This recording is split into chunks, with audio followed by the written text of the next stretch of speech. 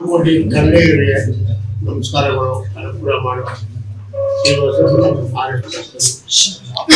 ನಾನು ಕೆಲವು ಕಾಟುಪೀಠ ಕೇಳಿದ್ದೀನಿ.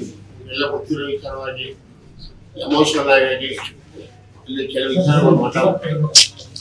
ಕಾರಣ ಇಷ್ಟೇ, ಕಾಟುಪೀಠ ಗೇಟ್ ರಿಲೀಸ್ ಆಗಬೇಕಾಯಿತು. ಸ್ವಲ್ಪ ಹಣದ ಅವಶ್ಯಕತೆ ಇತ್ತು. ಅದು ತುಂಬಾ ದುಡ್ಡಿಂದ ನಮ್ಮ ರಾಜಕುಮಾರ ತುಂಬಾ ಅಭಿಮಾನ, ಮೇಡಮ್ ಅವರು ನಮ್ಗೆ ತುಂಬಾ ಅಭಿಮಾನ. ಅವಾಗಿಂದ ಪಾಪ ಪುನೀತ್ ಸರ್ ನಮ್ಮ ದೇವರೇ ಅವರು. ನಾನೆಲ್ಲ ಸಿನಿಮಾ ಮಾಡೋ ಮುಂಚೆಯಿಂದಾನು ಅವ್ರ ಜೊತೆ ನನ್ನ ವಹಿವಾಟಿದೆ. ಅದು ಮುಂಚೆಯಿಂದಾನೇ ಕನೆಕ್ಟ್ ಬರ್ತಾ ಇದ್ರು. ಏನೋ ಮೊನ್ನೆ ಕಾಟನ್ಪೇಟೆ ಗೇಟಲ್ಲಿ ಒಂದು ಮಯೂರ ಅಂತ ಪಿಕ್ಚರ್ ಓಪನ್ ಮಾಡಿದ್ದೆ. ಅದು ಸಿನಿಮಾ ಆಗಿಲ್ಲ. ಕಾರಣದಿಂದ ದೇವ್ರ ನನ್ನ ದುಡ್ಗೋಸ್ಕರ ತಗೊಂಡ್ಬಿಟ್ಟ ಅಂತ ಹೇಳಿದೆ. ದಯವಿಟ್ಟು ಈ ಲೋಕ ಸಂಶಯಕ್ಕೂ ಆ ಮಾತನ್ನ ಇವತ್ತು ವಾಪಸ್ ತಗೊಂಡಿದ್ದೀನಿ. ದೇವರಾಗಿ ಮೇಲೆ ದೇವರಾಗಿ ಇರ್ತಾರೆ ಅನ್ಕೊಂಡಿದ್ದೀನಿ. ನಮ್ದೇ ಇರಲಿ ಅಂತ ಈ ಸಂದರ್ಭದಲ್ಲಿ ಹೇಳ್ತಾ ಇದ್ದೀನಿ. ಶಿವರಾಜ್ ಕುಮಾರ್ ಇರ್ಬೋದು, ಅವ್ರು ನಮ್ಗೆ ಎಷ್ಟೋ ಸಹಾಯಗಳು ಮಾಡಿದ್ದಾರೆ. ನಮ್ಮ ಸ್ಕೂಲೆಲ್ಲ ಬಂದು ಓಪನ್ ಮಾಡ್ಕೊಂಡಿದ್ದಾರೆ. 5 ಸಿನಿಮಾ ಮಾಡಿದ್ದೀನಿ. ಅವ್ರು ಯಾವ ಅವ್ರ ಉತ್ತರ ಗೀತಮ್ಮ ಇರ್ಬೋದು, ಅವ್ರು ಇರ್ಬೋದು, ಅವ್ರ ಉತ್ತರ ನಾವು ಯಾವಾಗೂ ಬರೋದಿಲ್ಲ. ಏನೋ ಸಂದರ್ಭದಲ್ಲಿ ಏನೋ ಸಣ್ಣ ಪಣ್ಣ ಮಾತು ಏನಾರ ನಾವು ಎಜುಕೇಟೆಡ್ ನಿಮಗೆಲ್ಲ ಗೊತ್ತು, ಏನೋ ಓದಿಲ್ಲ, ಮನ್ಸಲ್ಲಿ ಏನಿದೆ ಅದು ಹೇಳ್ಬಿಟ್ಟಿದ್ದೀನಿ. ಶಿವಣ್ಣ ದಯವಿಟ್ಟು ನಿಮಗೆ ಕೈ ಮುಂದೆ ಕೊಡ್ತೀನಿ. ನಿಮ್ಮ ಪಿಕ್ಚರ್ ನಾವು ಇನ್ನೂ ಮಾಡಬೇಕು, ಇಷ್ಟೇ ಅಲ್ಲ ಆಲ್ರೆಡಿ ನೀವು ಮಾಡಪ್ಪ ಅಂತ ಹೇಳಿದ್ದೀರಾ. ಆದ್ರೂ ನಾವು ಏನಾದ್ರು ತಪ್ಪಾಗಿ ಮಾತಾಡಿದ್ರೆ ದಯವಿಟ್ಟು ಸಬ್ಸ್ಕ್ರೈಬ್ ಮಾಡೋರೆ, ಗೀತಮ್ಮವ್ರೆ ನಾನು ಕೇಳ್ಕೊತೀನಿ. ಮತ್ತೊಂದು, ನಮ್ಮ ಪುನೀತ್ ರಾಜ್ಕುಮಾರ್ ಅಭಿಮಾನಿಗಳು ಎಲ್ಲರೂ ಸಾರವಾಗಿ ಸಾಲಿರ್ಬೋದು, ಎಲ್ಲ ಇರ್ಬೋದು, ನಿಮ್ಗೇನಾರ ಪುನೀತ್ ಬಗ್ಗೆ ನಾನು ಮಾತಾಡಿರೋದು ನಿಮ್ಗೇನಾರ ನೋವಿಸಿದ್ರೆ ನಾನು ದಯವಿಟ್ಟು ಸಾಲ್ಕೊಡಿ. ತಪ್ಪಾಗಿ ಏನೋ ಅಂದ್ಬಿಟ್ಟಿದ್ದೀನಿ. ಹಣದ ಅವಶ್ಯಕತೆ ಇತ್ತು ನನಗೆ. ಪಿಕ್ಚರ್ ರಿಲೀಸ್ ಆಗಿಲ್ಲ, ನಿಮಗೆ ಗೊತ್ತು. 2 ವರ್ಷದಿಂದ ಸಿನಿಮಾ ರಿಲೀಸ್ ಆಗ್ತಾ ಇಲ್ಲ. ಹಣ ಥಿಯೇಟರ್ನೆಲ್ಲ ಅಡ್ವಾನ್ಸ್ ಕೊಟ್ಟರೆ ಸಿನಿಮಾ ಆಗ್ತೀನಿ ಅಂತ. ಅದು ಆರ್ಟಿಸ್ಟ್ ಯಾರಿಲ್ಲ. ಆ ಇದರಿಂದ ಸಿನಿಮಾ ರಿಲೀಸ್ ಆಗಲಿ ಅಂತ ದುಡ್ಡಲ್ಲಿ ಹೇಳಿದ್ದೀನಿ. ಅದು ಬಿಟ್ಟರೆ ಬೇರೆ ಇನ್ನೇನೂ ಇಲ್ಲ, ಇದೊಂದೂ ಇಲ್ಲ. ಪಿಕ್ಚರ್ ರಿಲೀಸ್ ಆಗುತ್ತೆ. ದರ್ಶನ್ ನಮ್ಮ ಏಳೊಬ್ಬರು ಮಾಸ್ ಹೀರೋ. ನಾನು ಫಸ್ಟ್ ಅವ್ರಿಗೆ ಜೊತೆಲಿ ಕುತ್ಕೊಂಡು ಹೊಸ ಗಟ್ಟಲೆ ನಾವು ಮಾಡಿರೋದು. ಅವ್ರೇನೋ ಕಾಸು ಪಾಪ ಮನೆ ಶೂಟಿಂಗ್ ಕೇಳಿದೆ, ಪಾಪ ಕಷ್ಟ ಇರುತ್ತೆ ಏನೋ ಕರ್ಸಿ ನಾನು ಕೊಡ್ತೀನಿ ಶ್ರೀನಿವಾಸ್ ಅವರೇ, ಸ್ವಲ್ಪ ಕಾಲಾವಕಾಶ ಕೊಡಿ ಅಂತ ಕೇಳಿದ್ರು. ಆಯ್ತು ಅಂತ ನಾನು ಬಂದ್ಬಿಟ್ಟೆ. ಅವರು ಪಾಪ ದುಡ್ಡು ಕೊಡ್ಬೇಕು ಅಂತ ಅಂದಿದ್ದೀನಿ. ತಪ್ಪು ದರ್ಶನ, ನೀವು ಯಾವ ಗೊತ್ತಿರೋ ಬಂದು ದೇವ್ರ ಒಳ್ಳೇದು ಮಾಡ್ತಾರೆ, ನೀವು ಒಂದೇ ಗೊತ್ತಿಲ್ಲ. ಬಂದ್ಮೇಲೆ ನಿಮ್ಗೆ ಸಿನಿಮಾ ಮಾಡ್ಬೇಕು ಅಂತ ಆಸೆ ಇದೆ. ನನ್ನ ಆಸೆನ ಖರ್ಚು ಮಾಡ್ಕೊಡು ಅಷ್ಟೇ ಕೇಳ್ಕೊಡು. ಧ್ರುವ ಸರ್ಜಾ ಇರ್ಬೋದು, ಅವರು ಅಷ್ಟೇ. ನಾನು ಆಲ್ರೆಡಿ 3 ಸಿನಿಮಾ ಮಾಡಿದ್ದೀನಿ ಧ್ರುವ ಅವರೇ. ಈ ಸಂದರ್ಭದಲ್ಲಿ ಕೇಳ್ತಾ ಇದ್ದೀನಿ, ನಾನೊಬ್ಬ ಹಳ್ಳಿ ಹುಡುಗ.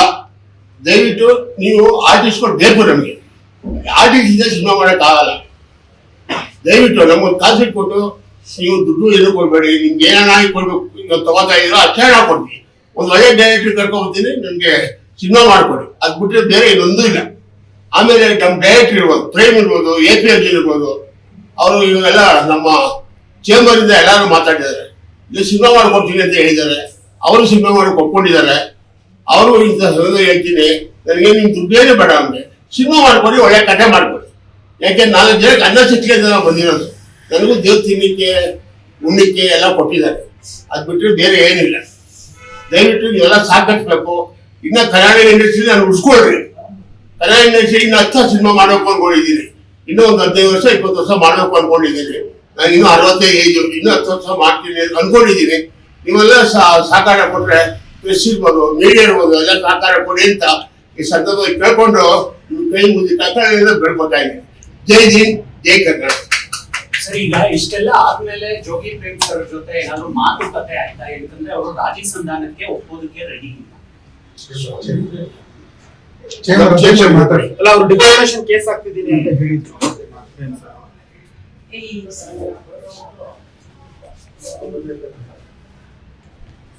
ಶ್ರೀನಿವಾಸ್ ಅವ್ರನ್ನ ಕರೆದು ಉದ್ಯಮದಲ್ಲಿ ನಡೆದಿರ್ತಕ್ಕಂತಹ ವಿಚಾರವನ್ನ ಅವರಿಗೆ ಮಂಡಿಸಿ, ಅವರ ಮಾತಿಂದ ಎಷ್ಟು ಜನಕ್ಕೆ ತೊಂದರೆ ಆಗಿದೆ, ಅವರ ಮಾತಿಂದ ಎಷ್ಟು ಜನ ಹಾಸಿಕೊಂಡಿದ್ದಾರೆ ಅಂತ ಅವ್ರಿಗೆ ಮನದಟ್ಟ ಆದಾಗ ಅವರು ಕೂಡ ತಾವು ಮಾತಾಡಿರೋ ಮಾತುಗಳು ಅವರಿಗೆ ಅರ್ಥ ಆಗಿದೆ. ಸೊ ಅರ್ಥ ಆಗಿದೆ. ಎಲ್ಲರಲ್ಲೂ ಕೂಡ ಪ್ರತಿಯೊಬ್ಬರಲ್ಲೂ ಕೂಡ ತಾವು ಮಾತಾಡಿರೋ ಮಾತಿಂದ ನೋವಾಗಿರೋದನ್ನ ಕ್ಷಮೆ ಕೇಳಿದರೆ ಎಲ್ಲರಲ್ಲೂ ಕೇಳಿದ್ದಾರೆ. ಸೊ ಈಗ ವಾಣಿಜ್ಯ ಮಂಡಳಿ ಈ ಮಾತುಗಳನ್ನ ಇನ್ನು ಮುಂದಕ್ಕೆ ಈ ಥರದ್ದು ಮಾತಾಡೋದಿಲ್ಲ ಅಂತ ಕೂಡ ಕೇಳ್ತಾರೆ. ಅದರಿಂದಾಗಿ ನಾವು ಮುಂದಕ್ಕೆ ಅವರ ವಿಚಾರವಾಗಿ ನಂತರದ ದಿನಗಳಲ್ಲಿ ನಾವು ಮಾತಾಡ್ತಾ ಇರ್ತೀವಿ. ಈ ವಿಚಾರ ಇಲ್ಲಿಗೆ ಪ್ರತಿ ಸಾರಿ ಕೂಡ ನಾಲ್ಗೆ ಹರಿ ಬಿಡೋದು ಮತ್ತೆ ಕ್ಷಮೆ ಕೇಳೋದು ಅಲ್ಲಿಗೆ ಆಗ್ತದೆ. ಇದಕ್ಕೊಂದು ಎಚ್ಚರಿಕೆ ಫಿಲ್ಮ್ ಚೇಂಬರ್ ಮೂಲಕ ಏನಾದ್ರು ಈ ರೀತಿ ಮಾತನಾಡುವಂತ ನಟರಾಗಿರ್ಬೋದು, ಯಾರು ಕೂಡ ಈ ತರ ಮಾತುಗಳನ್ನ ಆಡುವ ಹಾಗೆ ಇಲ್ಲ. ಈ ಉದ್ಯಮಕ್ಕೆ ಬಹಳ ಬೆಲೆ ಇದೆ. ನಾವು ಇನ್ನೊಬ್ಬರಿಗೆ ಮಾದರಿ. ಆ ಮಾದರಿ ಆಗಿರೋದ್ರಿಂದ ಈ ತರದ ಮಾತುಗಳು ಅವ್ರಿಗೆ ಮಾತ್ರ ಅಲ್ಲ, ಕುಟುಂಬಕ್ಕೆ ಮಾತ್ರ ಅಲ್ಲ, ಅವ್ರು ನಂಬಿರ್ತಕ್ಕಂಥ ಅಭಿಮಾನಿಗಳಿಗೆ, ನಮ್ಮ ಬಂಡವಾಳನೇ ನಮ್ಮ ಕಲಾವಿದರು, ಅವ್ರ ಬಗ್ಗೆ ನಮ್ಗೆ ಇನ್ಯಾರು ಇಲ್ಲ. ಸೊ ನಮ್ಮ ಬಂಡವಾಳದ ಮೇಲೇನೆ ಇವತ್ತು ಬೆಟ್ಟು ಬಿದ್ದಿರೋದ್ರಿಂದ ಅವ್ರಿಗೆ ಅರ್ಥ ಆಗಿದೆ. ಅವ್ರಿಗೆ ಅದು ಮೊದಲು ಅರ್ಥ ಆಗಿರ್ಲಿಲ್ಲ, ನನ್ಗೆ ಗೊತ್ತಾಗ್ಲಿಲ್ಲ ಅಂತ ಅನ್ಸುತ್ತೆ. ಸೊ ಅದರಿಂದಾಗಿ ಅವರು ಕೂಡ ವ್ಯವಹಾರಗಳನ್ನು ಮಾಡಿದ್ದಾರೆ. ಅವರೆಲ್ಲರೂ ಕೂಡ ಸಹಕರಿಸ್ತಾರೆ. ಆಗದೆ ಮಾತಾಡಿರ್ತಕ್ಕಂಥ ಮಾತಾಗಿರೋದು ಅಂತ ಹೇಳಿದ್ದಾರೆ. ಸೊ ಅದರಿಂದ ಇನ್ನು ಮುಂದಕ್ಕೆ ಈ ತರದ ಮಾತುಗಳನ್ನ ಹೇಳೋದಿಲ್ಲ ಅಂತ ಹೇಳಿದ್ದಾರೆ. ಅದರಿಂದಾಗಿ ಇದನ್ನ ಇಲ್ಲಿಗೆ ನಾವು ಮುಗಿಸ್ತೀವಿ. ಮೇಡಮ್, ಚರ್ಚೆಯಲ್ಲಿ ಏನೆಲ್ಲ ಆಯ್ತು ಅಂತ ಯಾಕಂದ್ರೆ ಇತ್ತೀಚಿನ ದಿನಗಳಲ್ಲಿ ಬೇರೆ ಬೇರೆ ನಟರ ಅಭಿಮಾನಿಗಳು ಬಂದದ್ದು, ಅದ್ರ ಬಗ್ಗೆ ಏನಾದ್ರು? ಅದ್ರ ಬಗ್ಗೆನೆ ಇಂಡಿವಿಜುವಲ್ ಆಗಿ ಆ ಬಗ್ಗೆನೆ ನಾವು ಮಾತಾಡಿದ್ವಿ. ಅವ್ರಿಗೆ ಅದರ ಆ ತೀವ್ರತೆ ಅರ್ಥ ಆಗಿರ್ಲಿಲ್ಲ. ಅಂದ್ರೆ ಒಬ್ಬ ಕಲಾವಿದ್ರು, ಒಂದು ಪ್ರೇಕ್ಷಕರು ಅವ್ರು ಬಂಡವಾಳ ಹಾಕಿದ್ರು, ಆದ್ರೆ ಅದು ಗ್ರಾಮಾಂತರ ಭಾಷೆಯಲ್ಲಿ ಆತರ ಮಾತಾಡಿ ಅವ್ರಿಗೆ ಅಭ್ಯಾಸ ಆಗಿ ಮಾತಾಡ್ಬಿಟ್ಟೆ ಅಂತ ಹೇಳಿದ್ರು. ಆದ್ರೆ ಆತರ ಮಾತುಗಳು ಆಡುವಾಗಿಲ್ಲ. ಅದು ತುಂಬಾ ಘಾಸಿ ಆಗುತ್ತೆ ಅಂತಾನು ಹೇಳಿದೀನಿ. ಅವ್ರಿಗೆ ಅರ್ಥ ಆಗಿದೆ. ಅರ್ಥ ಆಗಿರೋದ್ರಿಂದ ಇಲ್ಲಿ ಮುಕ್ತಾಯ ಆಗಿದೆ. ಶ್ರೀನಿವಾಸ್ ಸರ್, ಪ್ರೇಮ್ ಸರ್ನ ಅಥವಾ ಎ ಪಿ ಅರ್ಜುನ್ ಸರ್ನ ಮೀಟ್ ಮಾಡುವಂತ ಪ್ರಯತ್ನ ಮಾಡ್ತಾರೆ. ಯಾಕಂತ ಹೇಳಿದ್ರೆ ಏನೋ ವೇದಿಕೆ ಮೇಲೆ ಮಾತಾಡಿದೀನಿ, ಆಗೋಗಿದೆ, ಕ್ಷಮೆ ಕೇಳಿದೀನಿ ಅಂತ. ಈಗೇನೋ ಮತ್ತೆ ಮೀಟ್ ಮಾಡುವಂತ ಪ್ರಯತ್ನ ಮೀಟ್ ಮಾಡಿಲ್ಲ. ನಮ್ಮ ಚೀಮೂರ್ ವತಿಯಿಂದ ಅವರು ಮಾತಾಡಿದೀವಿ, ಅವ್ರ ಜೊತೆ ಸಿನಿಮಾ ಮಾಡ್ಕೊಡ್ತೀವಿ ಅಂತ ಹೇಳಿದ್ದಾರೆ. ಅದರಿಂದ ಅವ್ರು ರೆಡಿ ಆಗಿದ್ದಾರೆ. ಧನ್ಯವಾದ. Thank you so much.